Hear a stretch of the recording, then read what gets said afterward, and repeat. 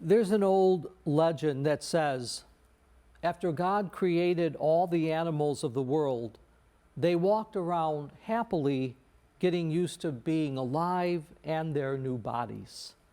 This was true for all the animals except for the birds. They wondered why. Other animals had 4 legs to run, the fish had fins to swim, and all they could do was hop a few steps. They thought that God had punished them because they had these awkward things on their shoulders. But then they discovered they could flap these wings and then soar into the sky, something no other animal could do. And soon they discovered what they thought was a heavy burden was a wonderful gift from God. This story brings up an almost forgotten dimension of faith, something that Jesus talks about in the gospel parable today. Faith is belief. Faith is trust.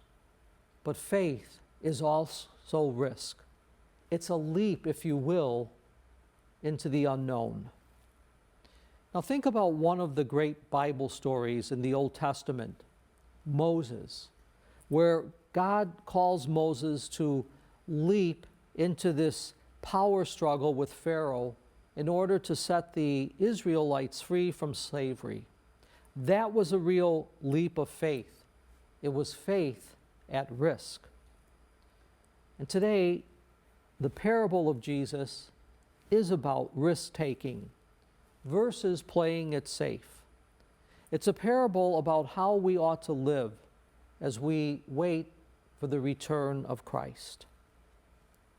The parable, which is familiar to us, we know that the master, representing Christ, eventually returns from his trip to evaluate these servants and what they have done with their money.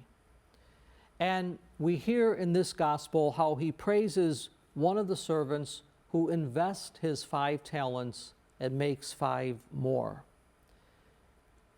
Today, we are invited to ask ourselves, are there powers and potentials, if you will, that God has given to us, but we're not using them to multiply their goodness for the common good, for the good of all God's family?